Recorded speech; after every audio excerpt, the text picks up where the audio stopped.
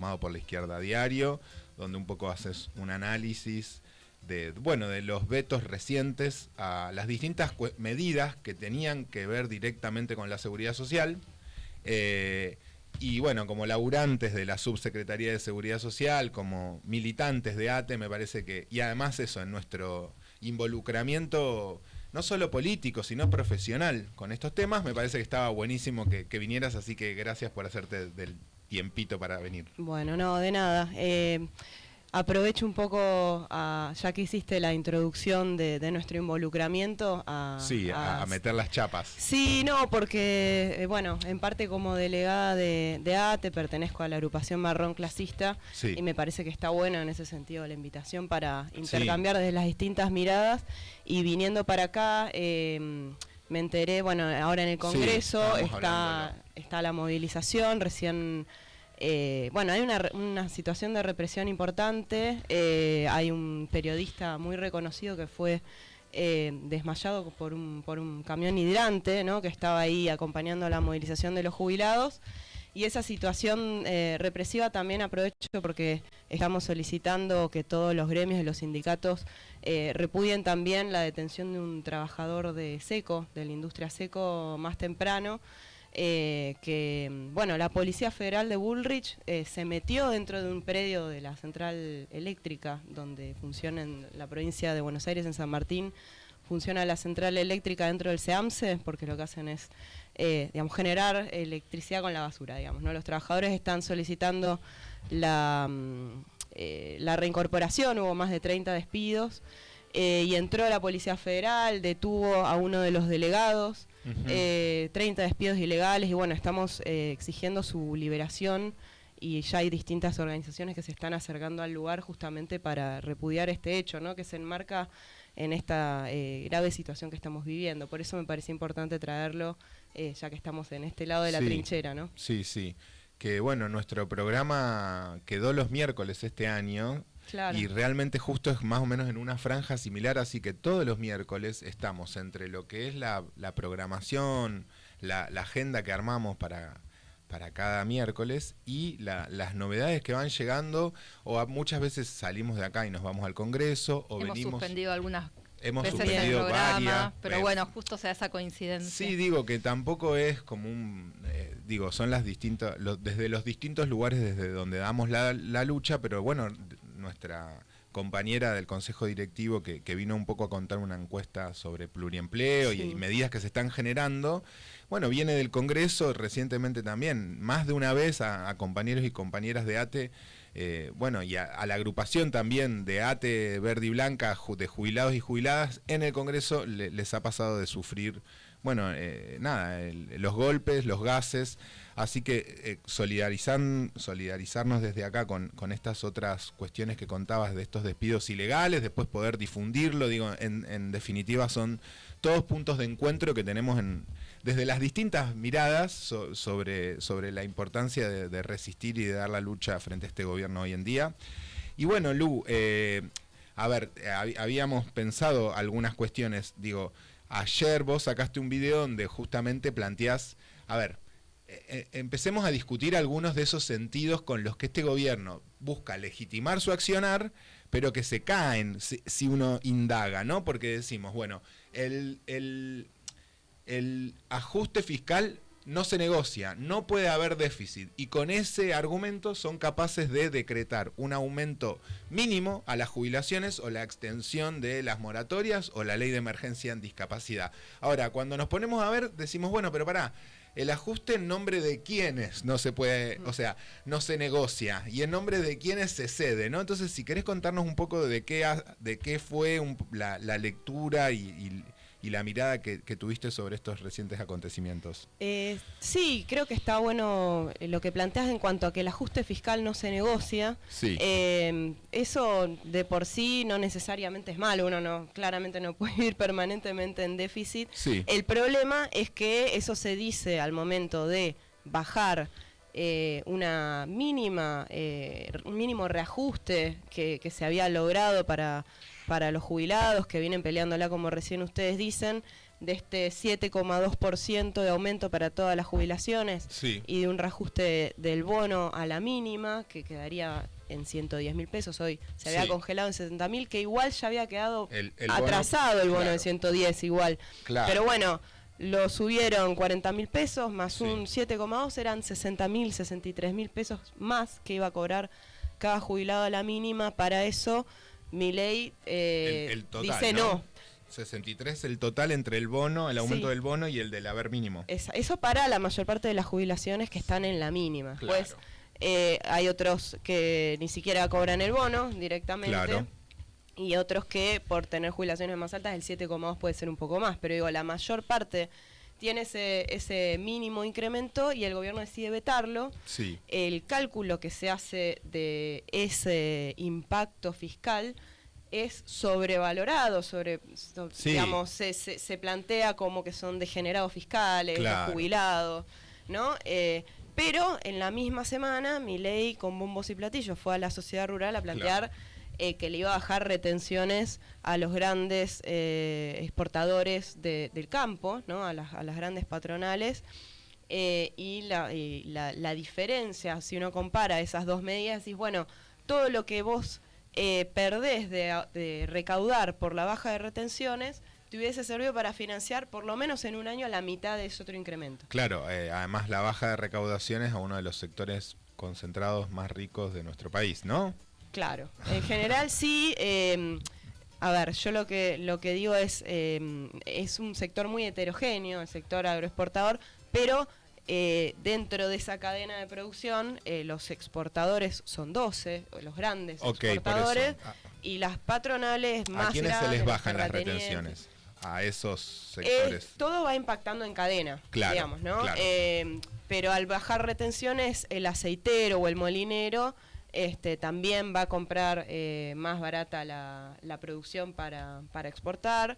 Y eso, al ir impactando al interior de la cadena, el beneficio al más chiquito no le llega y se lo suele apropiar el que es propietario de la tierra y los grandes pools de siembra. En definitiva, me parece, ahí hay una comparación interesante y después creo que uno puede mirar una serie de componentes del impacto fiscal, del ajuste fiscal, que beneficia siempre a los más grandes, es decir, la rebaja de bienes personales, que estuvo comprendida en la ley base, la cantidad de moratorias que les han dado en la propia... Impuesto al cheque. Del impuesto al cheque, permanentemente les permiten desgravar contribuciones patronales a cuenta de ganancias, por ejemplo, o a Galperín, sin ir más lejos, la ley del conocimiento le baja contribuciones patronales, una parte de ganancias. Y de lo que poco se habla también es que para mantener este esquema que se habla del dólar, ¿no? Del dólar de la macro, se ha generado un esquema financiero, el que se ha llamado el carry trade, con tasas de interés y todo, en el que hay una gran parte de esos intereses que el gobierno no los está contabilizando cuando dice mantuvimos el ajuste fiscal, pero que le está pagando a los especuladores de la deuda pública, sobre todo las que son las letras del ECAP, que son intereses que se capitalizan, que no se cuentan dentro de los números que presenta la Secretaría de Hacienda, pero que hoy, el año pasado, el porcentaje del PBI que representaban esos intereses de deuda era casi cero. Este año llegan a casi 5% del PBI, superando mensualmente el gasto total en jubilaciones y pensiones. O sea, se le está dando más beneficios a los que especulan, digamos, con la deuda pública, vía, por ejemplo, esos intereses y otros más que no contamos, que el total del gasto que va a jubilaciones. Y así uno puede encontrar otras comparaciones para, por lo menos, cuestionar este postulado de que no hay plata. Para cuestionarlo, además, digamos, sobre la base de un estado de riesgo de ciertas poblaciones, ¿no? Porque estábamos hablando justo también en el final del bloque pasado, de que, digamos, la cuestión jubilatoria o la protección social a, por ejemplo, adultos mayores no solo tiene que ver con una prestación monetaria.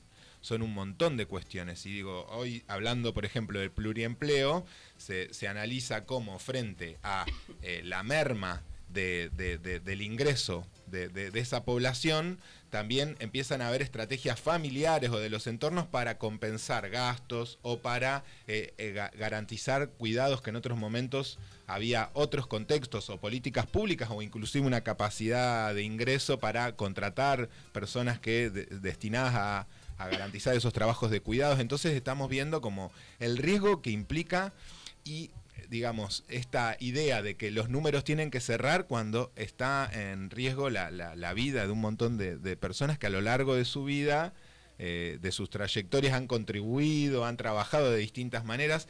Y ahí también esta idea que se instala mucho, que me interesa, me interesa abordarla, que es, este gobierno se sostiene, o sostiene una de sus principales, uno de sus argumentos en relación a que, por ejemplo, el kirchnerismo o que distintos sectores lo que generaron son políticas de inclusión previsional carentes de financiamiento, que digo, podemos atender algo de esas problemáticas. Ahora, ¿cómo se financia la seguridad social? Digo, porque hablando de impuestos, ¿cuál es el impuesto más regresivo en la Argentina y que una parte va destinada a la seguridad social y que todos los contribuyentes, toda persona que compre algo, lo abona? El IVA. Digo, el IVA es una forma de aportar a la seguridad social también, en definitiva. Y eso nadie te lo sale a decir. Con cada compra que uno hace, está aportando al sistema de seguridad social. Estamos ante un gobierno que se jacta de hacer el mayor ajuste desde 2002 a esta parte, el mayor ajuste fiscal y un desfinanciamiento absoluto de lo que es las políticas de protección y seguridad social. Sí. Digamos, claramente los jubilados son uno de los grandes perdedores.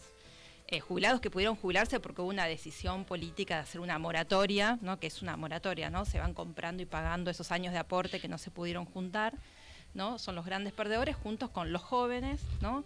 La desfinanciación de políticas como el Progresar, por ejemplo, que era un sostenimiento, era un apoyo importante para quienes estaban finalizando estudios secundarios y sobre todo para quienes estaban realizando estudios terciarios y universitarios. Uh-huh. Y, digamos, todo lo que fue la destrucción del programa Potenciar, ¿no? Que está absolutamente, no solamente no tiene nuevos ingresos, sino que se ha congelado, ¿no?, el monto de ayuda social para esos trabajadores informales. O sea, digo, hay una política de protección y seguridad social que claramente está... que está en un proceso de ajuste y de desprotección de muchísimos colectivos cada vez más amplios, ¿no? Porque los jubilados son muchos, los jóvenes son muchos, los trabajadores somos muchos, sí, ¿no? Y en simultáneo, como contaba Lucía recién, ¿de dónde sale ese dinero? Claro. De otros lugares, ¿no? De otros lugares que están juntando ese dinero, digamos, haciendo un desfinanciamiento del Estado, un Estado muy presente a favor de ciertos sectores económicos, ¿no? Hay ganadores y hay perdedores en este modelo. Que también lo laburaron en su momento ustedes a un año del gobierno, ¿no? Que vinieron acá a presentarlo. Sí, no, para mí la pregunta de cómo se financia es muy, muy interesante. Ajá. Por ahí desde el punto de vista, digamos, más inmediato de las cuentas públicas, uno diría, se financia esencialmente de los aportes y contribuciones de la seguridad social. Sí. Y del IVA, de otros impuestos, ¿no? Y una parte que no permite afrontar el gasto, el Tesoro Nacional lo tiene que poner. Sí. Ahora, si nosotros tenemos en cuenta los aportes y contribuciones, desde el punto de vista por ahí más marxista, desde el cual por ahí más trato de enfocar estas cuestiones, es desde el propio trabajo del trabajador, ¿no? Desde el propio salario y del valor que genera el trabajo del conjunto de los trabajadores. En ese sentido, creo que habría dos fuentes muy importantes para incrementar el financiamiento, porque acá se dice que se destina mucha plata del PBI a la seguridad social, sí, pero comparativamente hay países que destinan mucho más dinero. Y los países que a veces son referencia para este gobierno. Los países europeos. Claro. Obviamente es difícil porque todos los sistemas de seguridad social son distintos, no son como el argentino, o sí, no son de reparto, tienen financiamientos cruzados, pero por ejemplo, una gran parte de ese financiamiento, si decimos que sale de los aportes y contribuciones, sí, es del 35 o 40% de los trabajadores que están en negro, mal llamados en negro, son trabajadores informales, sí, no registrados, que los asalariados no registrados, ¿no? Que implican, digamos, empresas o empresarios que no están blanqueando a sus trabajadores, Exacto. que si estuvieran, que no solamente tienen perjuicio porque no se van a poder jubilar, porque no tienen obra social, no tienen riesgo de protección frente a riesgo del trabajo, indemnización, todo eso también quedan en vulnerabilidad desde el punto de vista laboral y de informalidad asalariada. Informalidad asalariada, más todo un conjunto que el financiamiento se está perjudicando también por el crecimiento del monotributo, porque el monotributo está encubriendo en gran medida, encubriendo relaciones laborales que en realidad son asalariadas y que el monotributo les cuesta más barato. Es Voy como una anotando, parte de formalidad. Entonces ahí Anoto ya tenés todo. dos fuentes, decís, bueno, casi el 40%, ahora justo el INDEC sacó un nuevo índice para medir la informalidad, una nueva publicación muy interesante, decimos, casi el 40% de los trabajadores asalariados es informal. Ahí ya tenés una pérdida de financiamiento enorme. Y de los que están en blanco, de los que están registrados, hay de todo tipo de reducción de contribuciones, de las que no se habla, de sumas no remunerativos, o sea, la caja de los jubilados tiene un montón de perforaciones de agujeros donde se pierde plata. Con todo ese dinero ya tendríamos la posibilidad de aumentar las jubilaciones y de poder garantizar una mínima, o sea, por el planteo que nosotros hacemos en general desde la izquierda es una canasta, una jubilación que como mínimo cubra la canasta. O sea, la jubilación mínima hoy de 400.000 pesos no cubre la canasta de necesidades que tiene un jubilado. Y ahí te agrego el segundo punto. Uno es, ¿no?, de los aportes y contribuciones. Sí.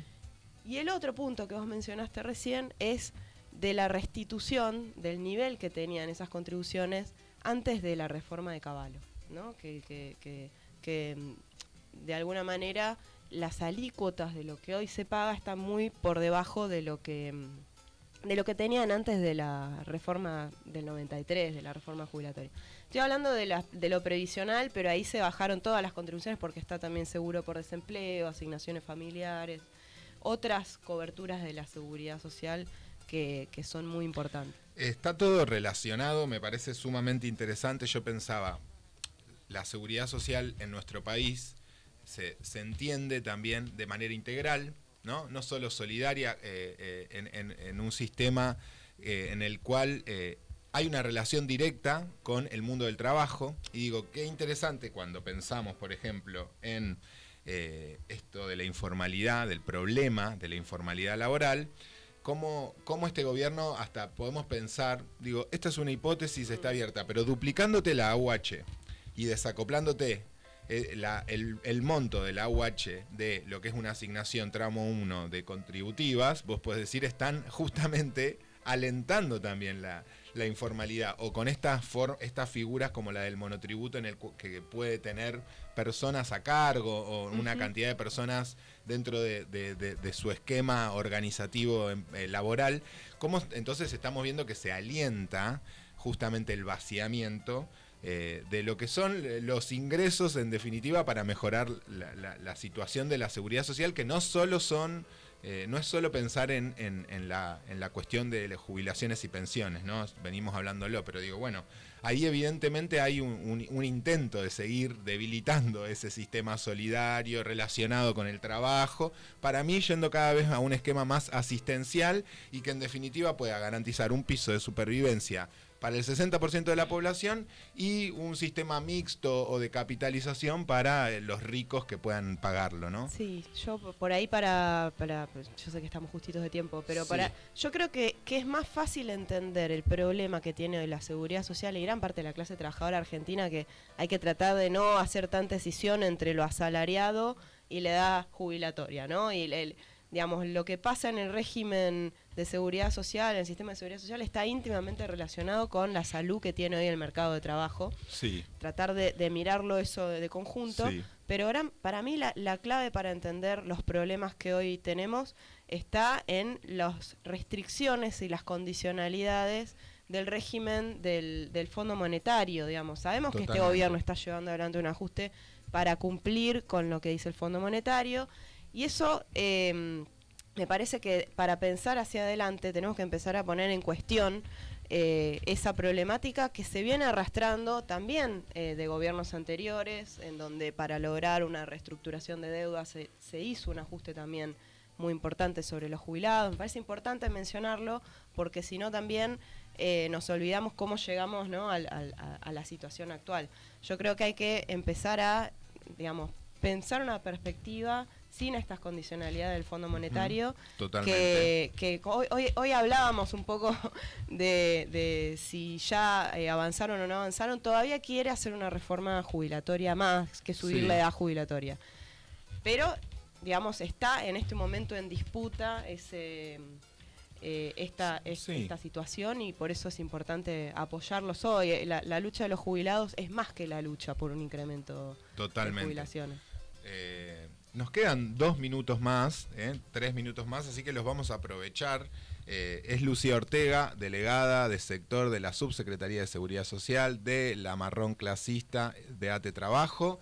Estamos hablando de temas de seguridad social. Yo agregaba también, y en algún momento lo planteaba, si los jueces pagaran ganancias, también podríamos mejorar los ingresos para los adultos mayores, o si se volviera a cobrar el impuesto de bienes personales. Digo, serían otras estrategias donde también se está mirando, bueno, qué interés, a quiénes este gobierno busca eliminarle impuestos, ¿no? Eso es una pregunta que aplica, porque me parece que, restituyeron la cuarta categoría, digo, después de ganancias, sí. De ganancias, exactamente, digo, o sea, ellos lo hicieron, ¿no?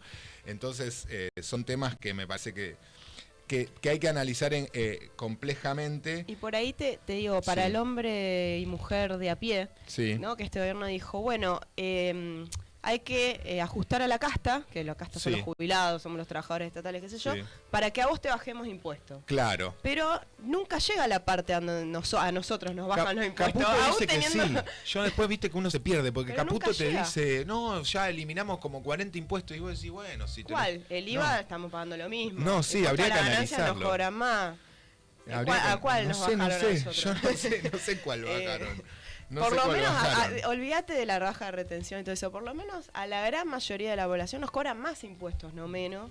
Entonces, nunca llega a ese momento, digamos, por lo menos sin entrar en los datos tan profundos, eso es interesante. Sí. Y también, bueno, resaltar eso, que cuando hablamos de seguridad social no estamos solo refiriéndonos a la población de adultos mayores. Recientemente, justamente, el veto también apuntó a derogar, ¿no?, la ley de emergencia en discapacidad, que también implicaba un gasto mínimo del PBI, e insisto, estamos hablando de poblaciones que sin prestaciones con suficiencia y sin la presencia del Estado para atender sus contingencias, corren riesgo de vida, digo, están en una situación extrema de vulnerabilidad, ¿no? Entonces a veces preocupa cómo se da la espalda a estos reclamos y cómo este gobierno se sigue haciendo fuerte en el veto como práctica, ¿no?, que pareciera no debilitarlos. Habrá que ver también en ese sentido si nosotros creemos a veces que no se debilitan, o a veces desconcierta que se sostengan de esa manera, reprimiendo cada miércoles, pero también vamos a